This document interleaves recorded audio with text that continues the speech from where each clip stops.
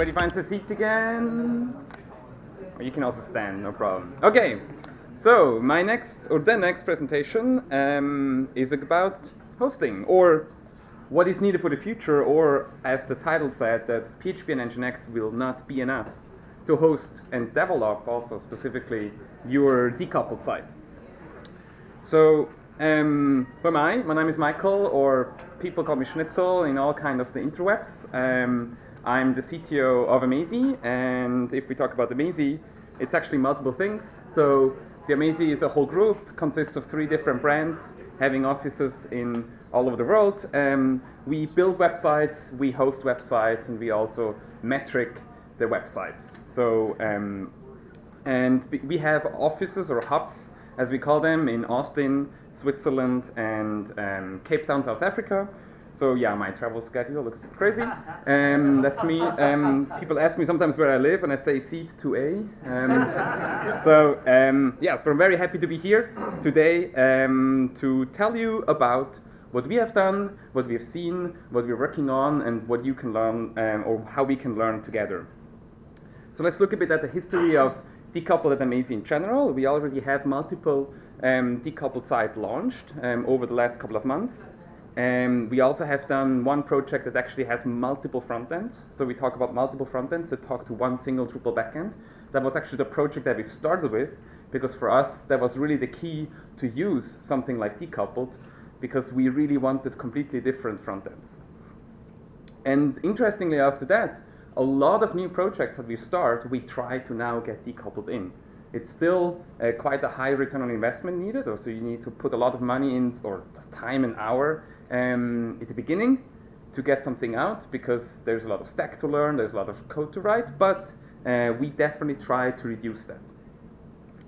So what type of stack do we actually use? We use React and Apollo as a front end, GraphQL, and we actually maintain the module for Drupal for GraphQL, and on Drupal site we use Drupal 8. Not a big surprise, and we actually open source everything we do. So the whole stack is open source. There are starter kits that you can start the stuff locally, and you can see how the whole thing works. We really want to share all the code, all the things we learn. And yes, we are training all developers in JavaScript. So we really do not really have a border between front end and back end anymore. These words don't make sense to us. In the past, in Drupal, it made sense, because the front-end person wrote HTML twig and some JavaScript, and the back-end person wrote PHP and wrote the logic. Now you suddenly can write the logic in the front-end. You can write business logic in JavaScript in React. So we have to teach everybody JavaScript. So everybody at us, no matter if the person only wrote HTML and CSS before, is learning JavaScript. Also the back-end people, the database people, everybody now. Because we really think that JavaScript allows us now to do these things.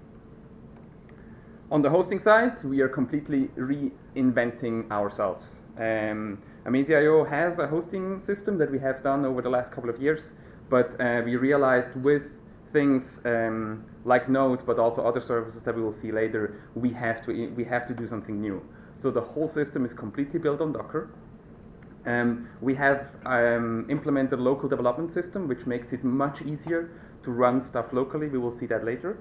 We have a build system called Lagoon, which builds your Docker images and makes sure they run, tests them, and creates all the necessary stuff. And at the end, what is running is we run Kubernetes or OpenShift on top of Kubernetes to actually to orchestrate the whole system, make sure the containers are running, rolling upgrades, stuff like that. So why do we even need Node hosting? Because technically what I can do, I can tell my Node app to create like some JavaScript files, and I can push them out with Nginx or whatever. So I don't really need a Node server running on the server side. Well, the reason is server-side rendering. Server-side rendering, at least for us, was one of the key things that brought us back into front-end or into decoupled Drupal, because for a long time we did not like decoupled sites. And the reason was, first of all, accessibility was completely useless. If you had a screen reader that did not execute JavaScript, the whole website, the HTML that you got back was 10 lines of HTML that said load that JavaScript file. So a person that has a screen reader with no JavaScript is lost on your website. The next one, SEO, obviously, crawlers. Most of them do also not execute JavaScript, even though they claim they do. We have tests running, and half of the time they actually don't. Performance-wise, it's much faster if you already get rendered HTML back and you render it and you load the whole HTML in the back. And of course, backwards compatibility. We still have clients that use IE9 or maybe even lower down. So if you have everything server-side rendered and you just never execute the JavaScript, you have it done.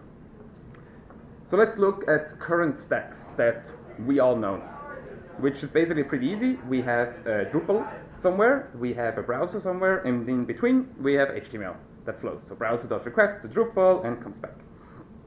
So that's usually how we do stuff these days. But now we want to have server-side rendering. So what happens is we need another piece. We need a node server in between these two things. And so what actually happens is the browser makes a request to Node.js, an HTML request, like a regular HTML get, and the Node.js says, okay, I will pre-render that for you. Node.js itself has no data knowledge. The data is all in Drupal. So what the Node.js does, it makes an API request. In our case, it's GraphQL, back to the Drupal. Gets the data, pre-renders the whole thing, and sends it back to the browser. The browser receives HTML, receives JavaScript as well, starts the JavaScript, and in the browser, while that, the whole React app actually boots inside the browser while the user is already looking at that. That's called, so it morphs the whole app into a full React app, and after that, the browser will do direct GraphQL request or API requests back to the Drupal. So after that, every time you click, you actually never talk to the Node.js again, because the Node.js is now running in your browser. It's the exact same code. So that's like the fast boot or server-side rendering. That's all the same. So you say, okay, that's cool. I have Node and I want to run Node. Well, nobody of your Drupal hosts is actually going to run Node.js. I mean, you can send them JavaScript, but they will not execute it. So what do you do? Well, you just say, well, let's just use two hosters. Why not? So of course, there's the easy way. You Drupal, you have your Equias, your Pantheons, or whatever. And on Node, there's many others. There's Now, there's Heroku, whatever you want to use. So you just add another one. Oh boy, we tried, and we failed. So one of the really interesting is the two hosters will deploy in different speeds. So let's say you deploy a new code that is dependent on the front end and the back end at the same time. So the Drupal and the Node, they have code that they depend on each other. Now the Node deploys faster, because usually Node is a bit faster in deployment. So while you wait till the Drupal is deployed, your whole site will not work, or will be unstable, will throw errors. So you don't really know what the current state is. Even worse, if the Drupal deployment fails, and the Node does not know about that, your site is down. Not because the Node is broken, but just the Drupal is broken. So you have to think about, do I find the bug now as fast as possible and fix the Drupal, or do I revert the Node? And, it's really hard to understand what exactly is. The next is, we talk about performance. So that means the Node has to talk to the Drupal very fast.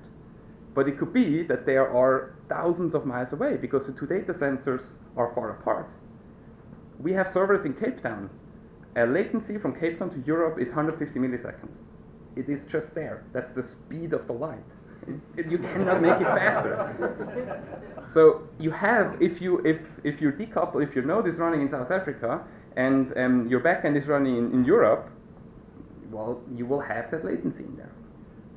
And the next one is, you will have different logins for different hosters. They work different. They have different support teams, everything. So the team is it generates a huge unhappiness because you never know where it is now, the problem really, and who do I have to talk to, and these things. So we tried to fix that. As mentioned, we re-implemented our whole hosting stuff. And actually, if we look at our stack from before, that schema lies. It lies a lot. The problem is there's actually much more if you think about hosting. First of all, Drupal, there is no service called Drupal. What it is, it's a PHP FPM, and it's an Nginx that needs to run to serve PHP and Nginx file. Then you need a database, so you have a MySQL. Then we heard already the terms before, we had Elasticsearch, so we need some kind of search engine. Then we want to have the Drupal site obviously very fast, so we add a Redis in there. And we actually do HTML, so we want to do some caching, so we maybe add a varnish in there. And on the Node.js, it's a bit easier, so the Node.js is actually Node.js, but you maybe also want to have a varnish, because like in the old days, when we just had Drupal, we want to cache. The pre-rendered stuff you can cache in a varnish, in a reverse proxy, no problem, it's going to be even faster. So that can also be a CDN, that can be Fastly, or whatever. So, yeah, it's a lot. It's a lot of services, and the question for us is really, how can I run that locally? Because I used to be a developer myself, and I hated to deploy something in order to test it. I want to test everything locally. I want to be sure that before I push my code, it works. And so the most in approach that we've seen, or that we also came up at the beginning, is, well, you just use your existing local Drupal hosting solutions. There are many out there, and you just have a local node process. So Node is super easy to install on any operating system. You just say yarn run whatever, and you don't need an Nginx because Node itself has a web server and all these things. So it looks all good. The problem is, if you start to work on it and you start to actually have bigger sites like our 12 front ends, or just even if you have one, you will run into issues because your local environment will behave different than the production environment. One of them is CORS. We talk about APIs, we talk about different domains. So CORS allows or tells the browser am I even allowed to talk to that GraphQL server and receive data in it and parse it and display it? Because somebody could have changed the endpoint, and suddenly your CNN.com suddenly has other data on there because somebody changed the endpoint. So CORS helps you to prevent these things so that the server, like the Drupal, can actually tell, is the front end even allowed to talk to me? And security in general. So that needs Nginx configurations. We talked about varnish. Everything we do is done with cache tags. But now you suddenly have two reverse proxies. So you want to test that your cache tag invalidation really, really works. Because there's nothing worse than an editor saving something, pressing save, and the content is not there. And you will get the calls, and it's like, oh, my Drupal, the site doesn't work, the site doesn't work. And you say, no, it works, you just have to wait 15 minutes. Yeah, of course.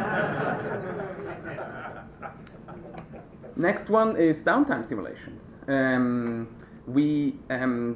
There are cases where the backend, the Drupal, for example, can be completely down, but the site still works because the whole system is still cached in multiple varnishes and things like that. And the next one is just in general any customization. In Switzerland, we have 4 official languages. If you've ever done language and Solr and Elasticsearch, you will have 4 different Solr configurations because each of the language behaves different. Each of the language has different stop words. And you want to test that stuff. You want to test it locally. I don't want to go to somewhere. I want to test my Redis. I want to test my Nginx. I want to maybe test my PHP configurations. Whatever you want. With the term DevOps, we talk about that developers will start writing Nginx configurations. They will understand how Solr configurations work. And that's a good thing. But we need to give them the tools. So as mentioned, we decided, and we did a lot of research, we looked at a lot of different things, and we came up with Docker. So why do we want to run Docker locally? Well, the full stack is locally running. That means everything we saw before, I have locally running. I'm sure if it runs locally, it will probably also work later. I can test everything. I can be sure that everything that is there is on my local computer. So I can either sit in a plane, I can work, I'm completely disconnected from the outside, but I can still do all my stuff. Of course, I can test new code in seconds. We will see that later in the demo, how like Node automatically updates without even like refreshing the browser and things like that. And these two things, well, we already know them from other solutions, but we can also test new service configurations. A lot of times when I'm hearing that operations people tell me, ooh, I don't want to allow the developers to like change the Nginx configuration, the problem is that they actually receive an Nginx configuration for them that is broken. But if you give the developer the chance to test it locally, and the container yells at you if the Nginx configuration is broken, they can play as long as they need, and they can do it locally before they push it somewhere else, before they do something. And we're not only talking about service configuration, we're also talking about whole architecture. So if somebody wants to figure out, should we use Elasticsearch or should we use Solr? Should we use Redis? Should we use Memcache? Should we use CouchDB or MongoDB? All these decisions are developer-driven. They should not be operation-driven. So if we give the tools to a developer to have all these services locally running, and then they can test, they can play around, and when they say, yes, I want to use Elasticsearch because it gives me the best API endpoint or whatever, then it's the best, and not driven by the operations people that say, oh, I know how to run Solr, and sorry, no, I can't give you an Elasticsearch because I never figured out how to run that on my servers. So the local environment really gives power to the developers to figure out and to have everything running locally. And of course, now the question is, okay, why would we use Docker in production? Well, it's exactly the same. The idea is that everything that you have on your local computer, that you tested there, the Nginx, the configurations, the architecture, everything, you have the exact same stuff also in production. So that means we use the exact same Docker images for local and for production. We have the exact same service versions.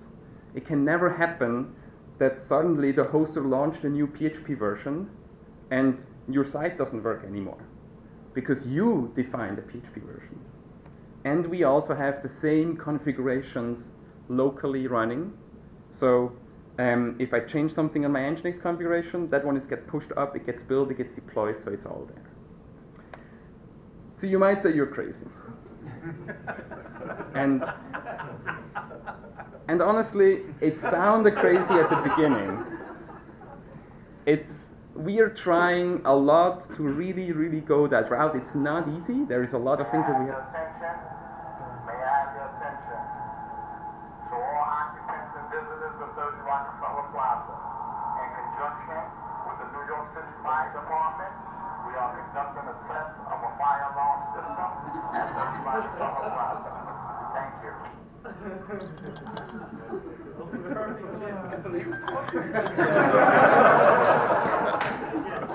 Yes, so I guess that's the building continuous integration test or something? Okay, no, let me show you. It is not as hard as it sounds, or it is not as crazy as it sounds. But I also have to say, it's super highly alpha. So it can either go that way, or the demo can go that way. I have videos of everything, but I really like the live demos because we can so much more interact. So let's try, and we'll see. Maybe it fails, maybe not. Then we maybe switch to the... Okay. So the first thing we want to look at is the code. So in here, we have one Git repository with a folder called backend and one with frontend. The backend is no surprise. We call it the Drupal. So we have a regular Drupal, we have a composer JSON in there, we have a web folder with core, with modules, no surprise. And then we have a frontend, which is our React app. So we find things like package JSONs in there. We have our React components and stuff like that. So the most important piece is the Docker Compose. For people that have used Docker, Docker Compose allows you to define what type of services you need. You don't have to learn how to write that. We have example files for all of these because at the end there's a lot of the same things, but what we have here, we have an Nginx container, we have a PHP container, we have a MariaDB container, we have a front-end container. And each of them needs a Docker file. These Docker files are super simple. You don't have to learn how to put Nginx into a Drupal or so. What we do is we have upstream images that are provided by us, that are built by us, that are tested, and all you do is you just copy your code in there. So it's super easy. We have an Nginx Docker image, we have a PHP Docker image, we have a CLI in the builder. We don't have to focus on that too much. It just gives you a nice CNI, and we have a MariaDB, which is the MySQL with actually no configuration at all. So we just say, okay, we take that.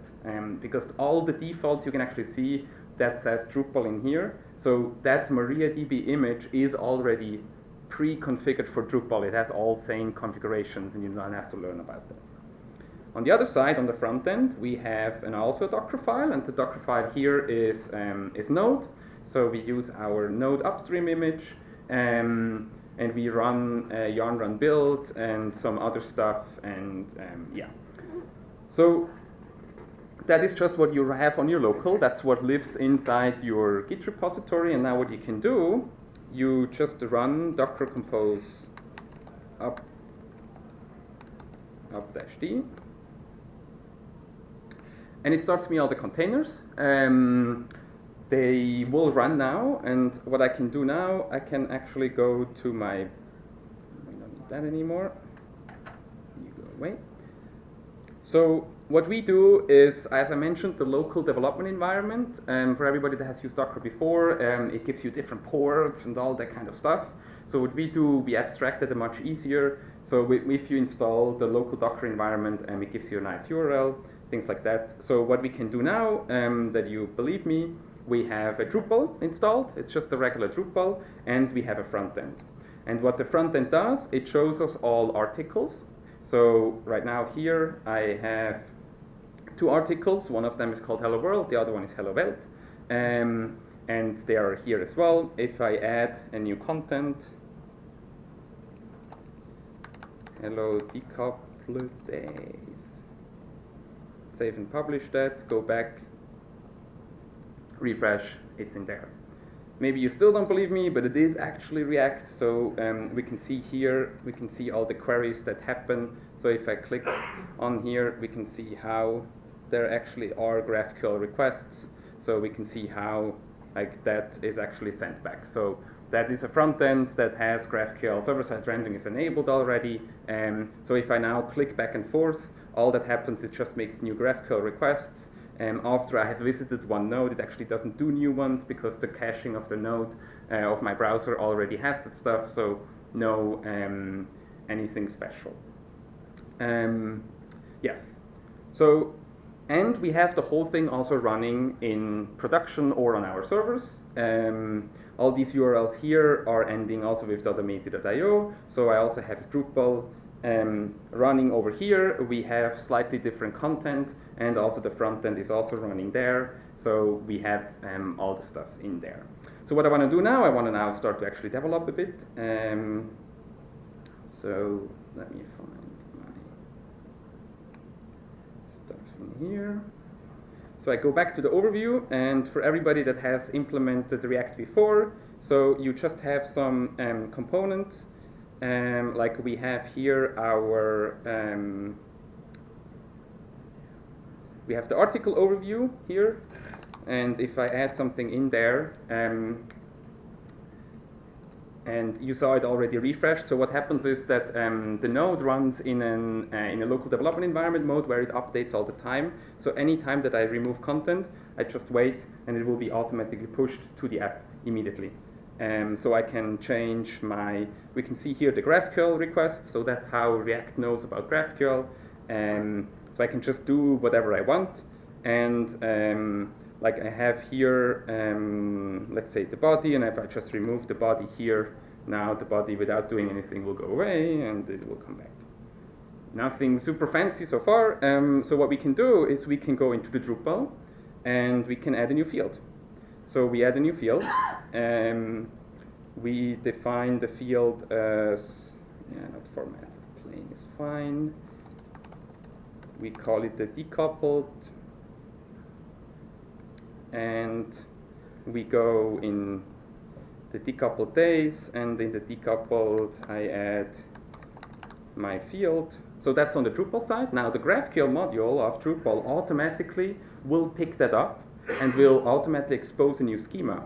So I have here Apollo. Apollo is, there's a Chrome DevTools for Apollo, and I can go back here and click on Apollo, and that is a GraphQL, so I can now see all my fields that I have in there, and we can see the field decoupled is already there. I can execute, and I will get the response back. What I would actually need is only, I just need to know how the field is called, so I can go now in my GraphQL back again, and I add here my new field that I want to query by GraphQL.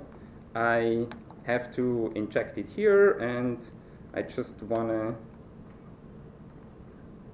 I'm adding the code in here. So my field's decoupled, plus because we use flow, so it's typed JavaScript, I also need to add it there, or it will yell at me. And you can see already the field is there.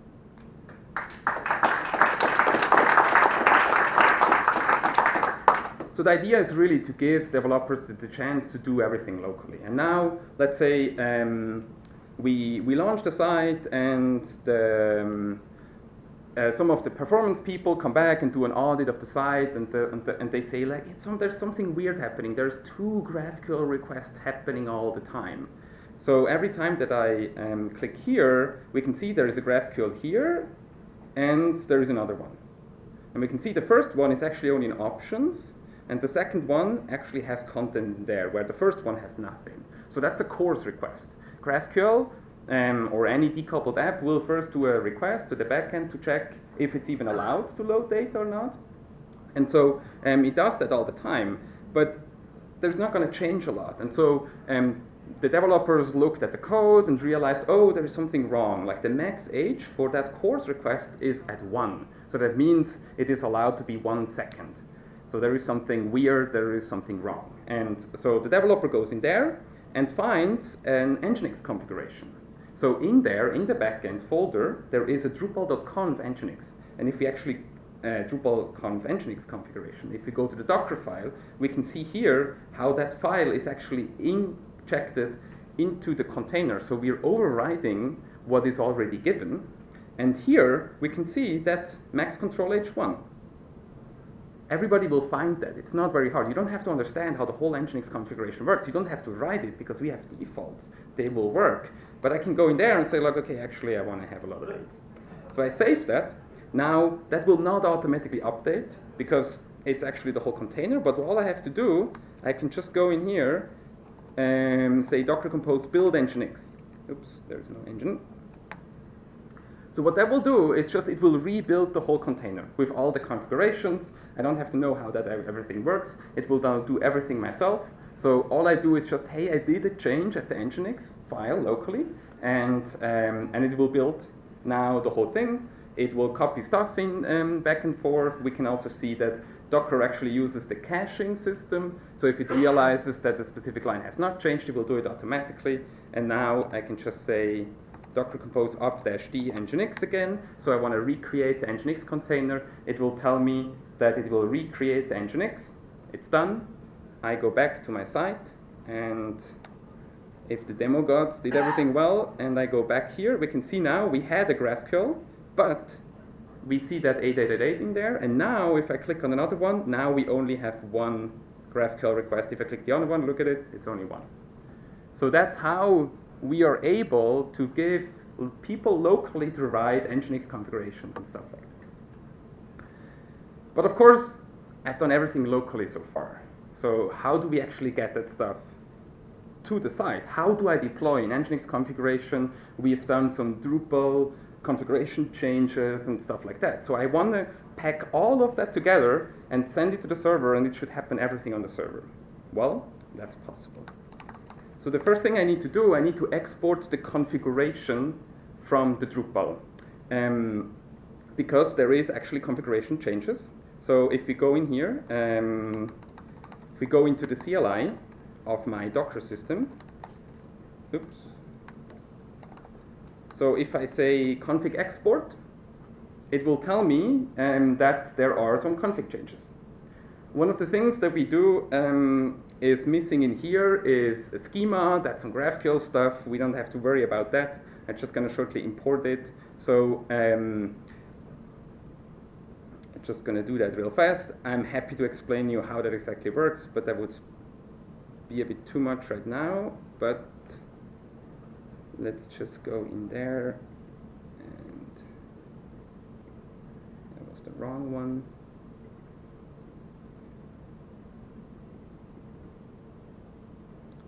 Good, and then in here.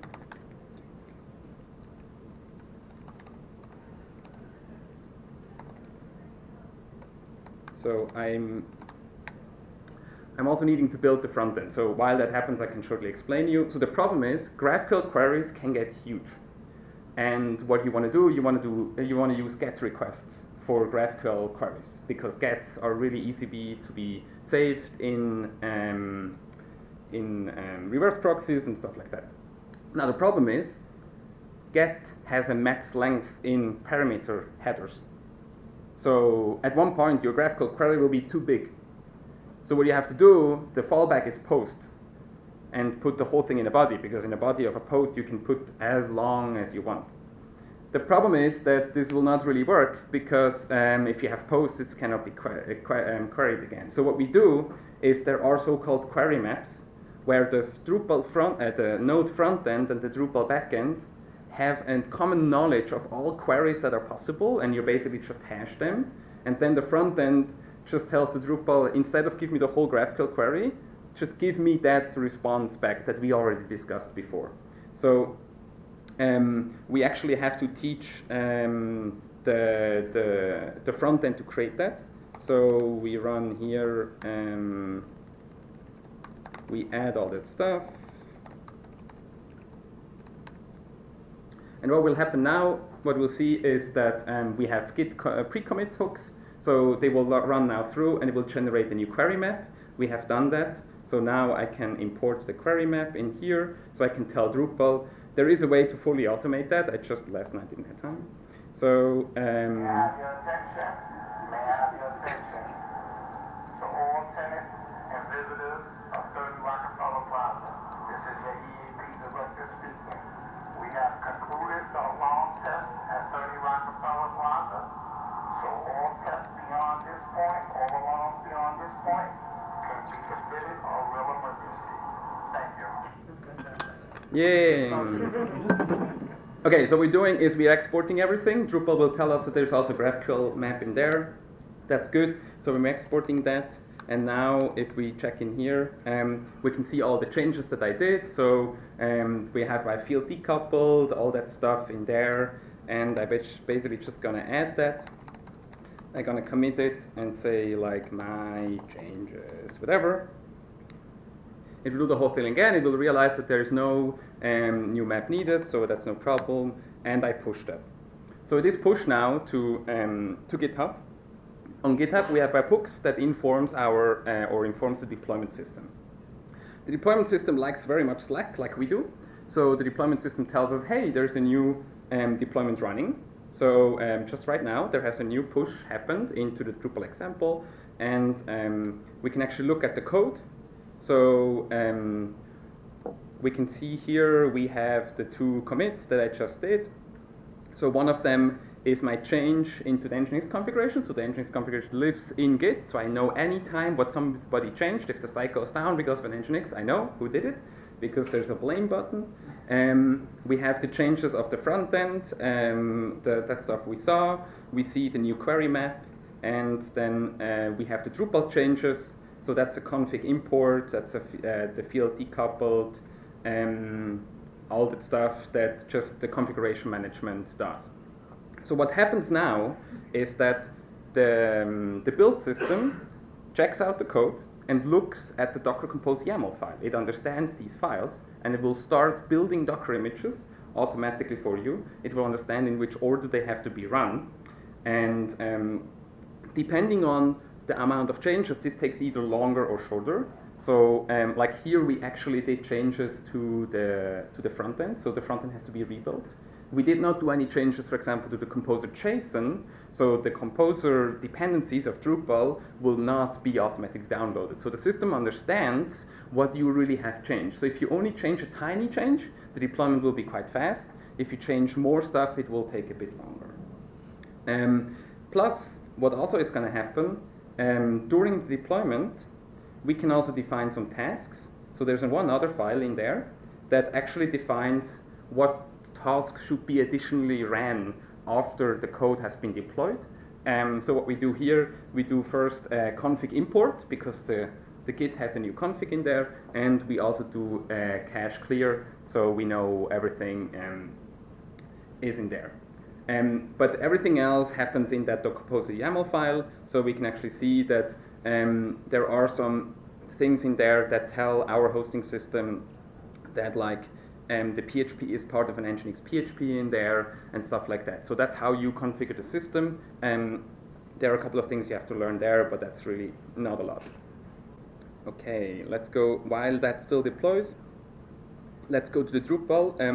One of the interesting things about the GraphQL module is that, so if you install the GraphQL module on a Drupal site, everything in GraphQL is automatically exposed. So you don't have to do anything. Drupal 8 has an awesome entity API that allows the GraphQL module to understand everything about your site. So if we actually look at the amount of modules that comes with GraphQL, we can see here we first have the GraphQL module itself, but we can expose blocks, we can expose content, we have content mutations. So if you have like commenting systems, or you actually want to create nodes, that's all possible via GraphQL. We have entity references, so GraphQL has a system of like graphs, and Drupal has entity references. They perfectly match on each other. That's awesome. We have files support, image, link, menu, mutations, and the query map. And if you also want, you can also create views. So for everybody that has used services before in Drupal, it's very similar. So you can use views to actually create GraphQL endpoints, so you can do all your own stuff. And there's also something other cool, which is called the Voyager. And the Voyager actually tells you how your API looks like in a graphic environment. So the idea about GraphQL is really that it is self-describing and self-discovering. So while you write your code, you can figure out yourself where that stuff is. So if we go back here to Apollo, in here we saw that before. So these things, that's GraphQL automatically telling you what type of fields are there, what type of relationships are there. So if you've never played with GraphQL, there is on graphql.com or .org, there's a 5-minute learn section, and if you go through that, you learn 80% about GraphQL, and it's super cool. So really encourage you to try that. Okay, our deployment is not done yet. Let's wait another minute. If not, then we switch to the demo, because maybe we failed. Or I can just sneak in here, see what's happening.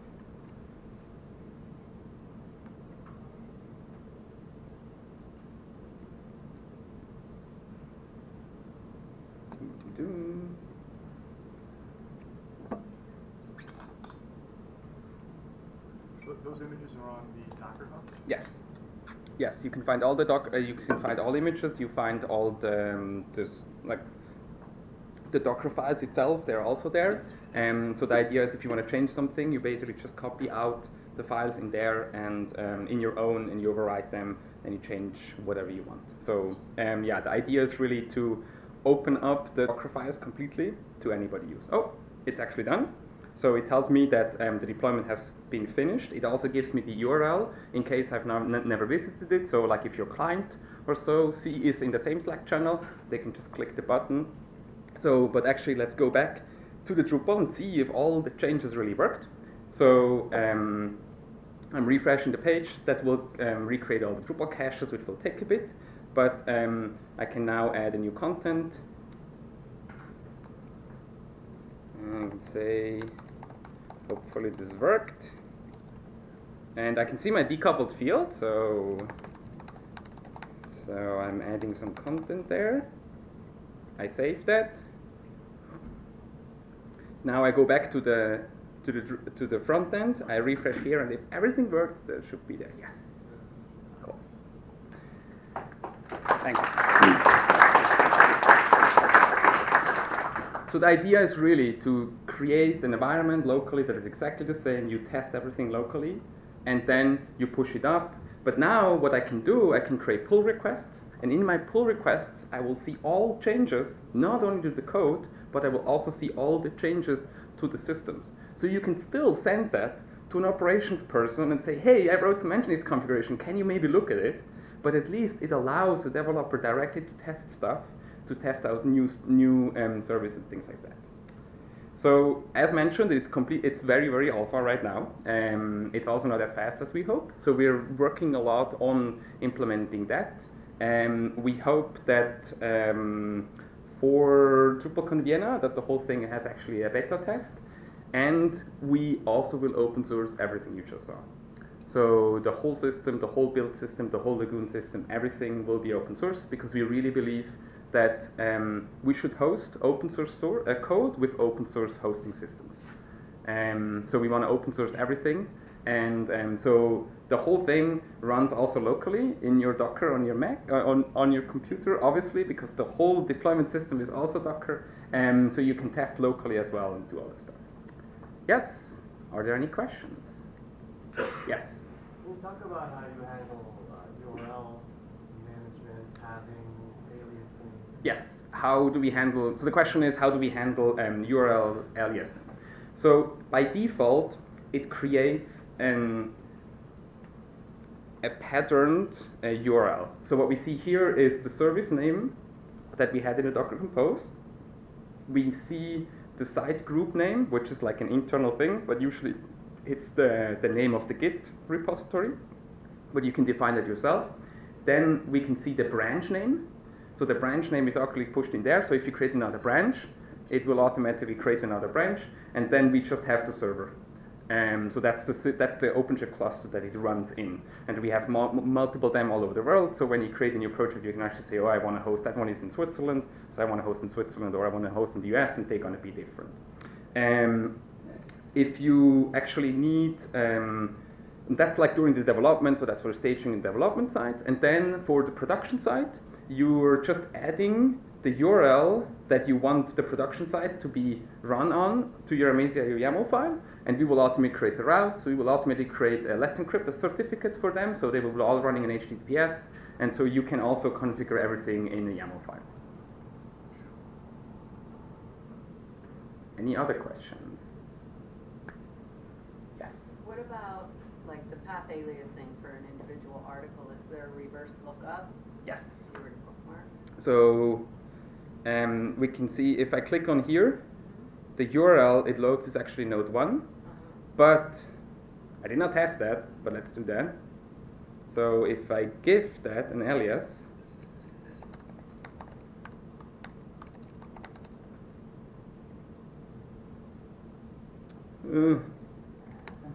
yes, Drupal 8. Okay, so that worked here. Oops. And refresh I here. think you did. Yeah. Yes. So the GraphQL automatically makes a request to the Drupal and it asks the Drupal back, like, is there maybe another alias that I should understand and node in? The GraphQL actually returns that. I'm not sure if we can see that here. Yeah, we can see it here. Yeah, it doesn't matter. I can show you, but it will work fully automatically to have all the nice URLs. Yes. Any other questions? Yes. How does this typically scale, and where do you see your bottlenecks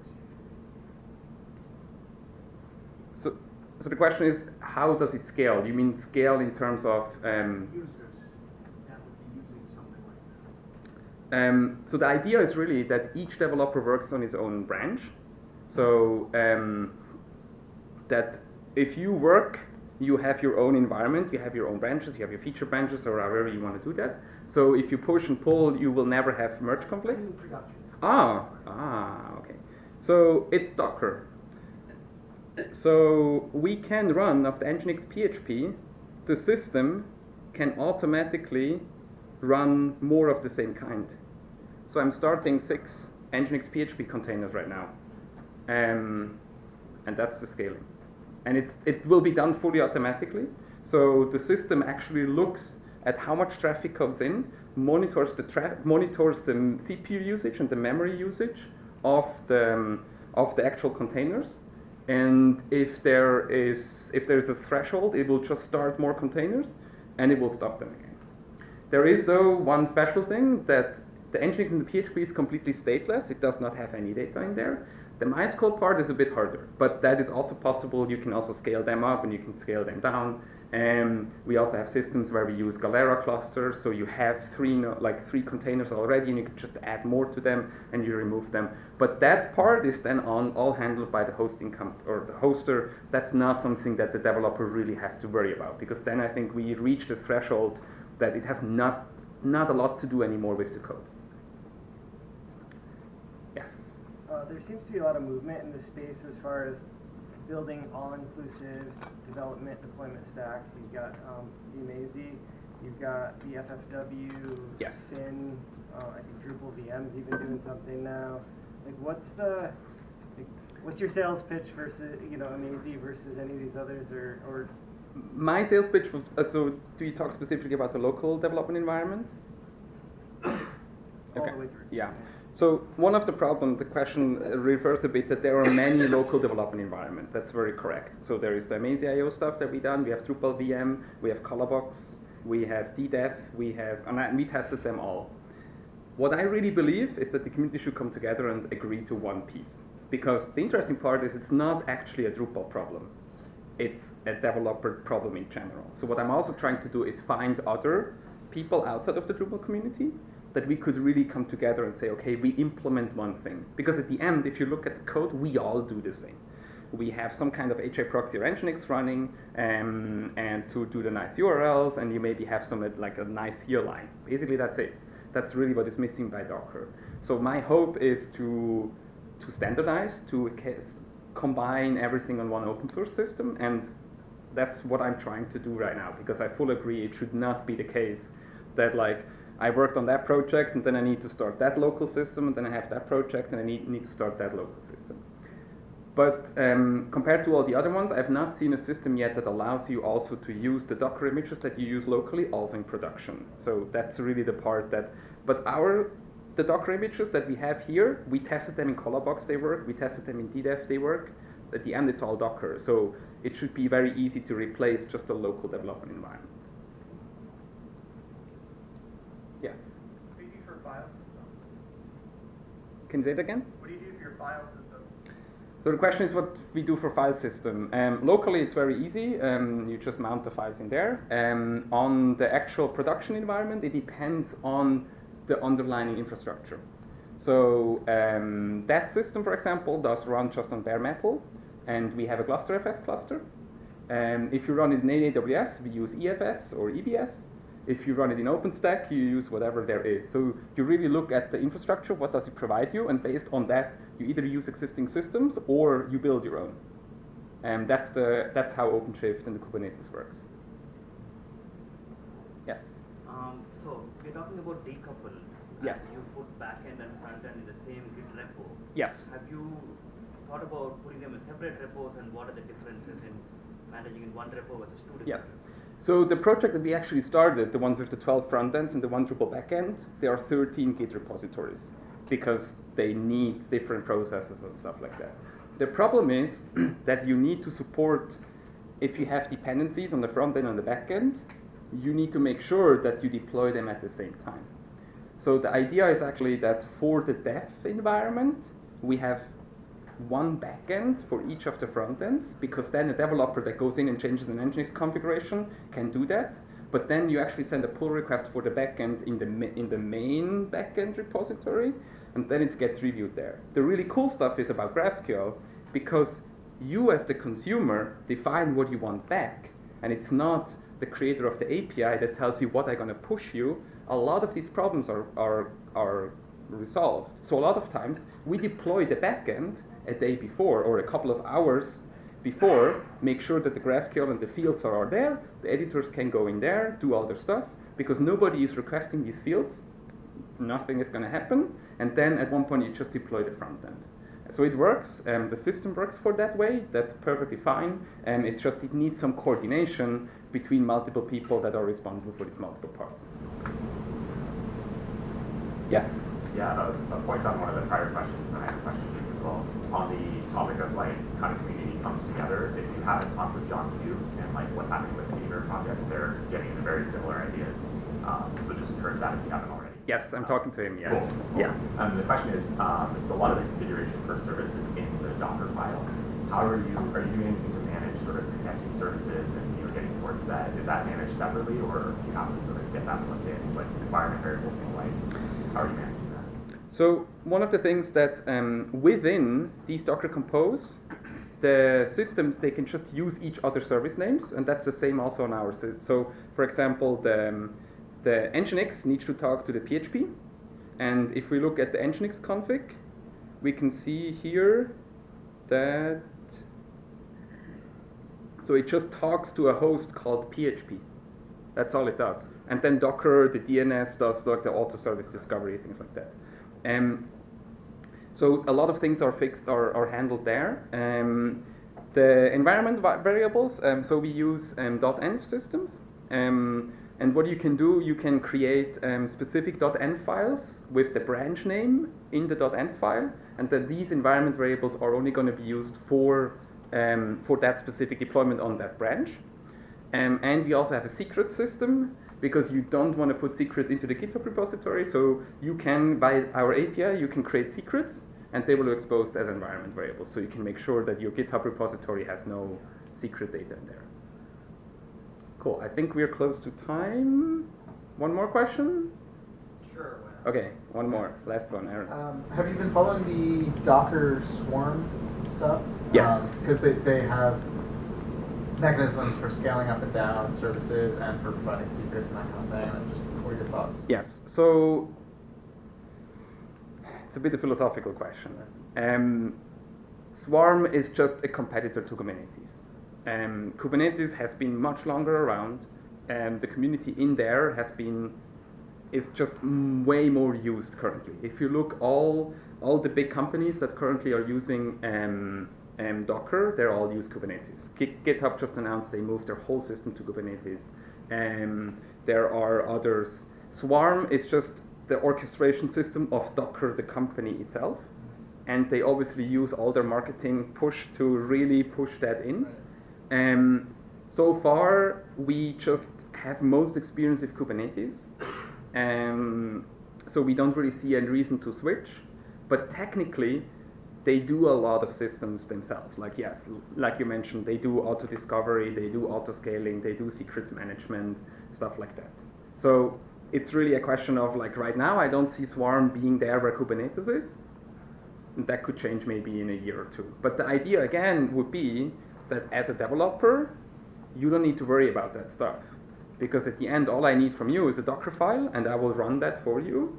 If we run it on Swarm or on Kubernetes or something else that maybe will come up, it shouldn't really be the problem of the developer. Cool. Okay, I think we're done. Thank you.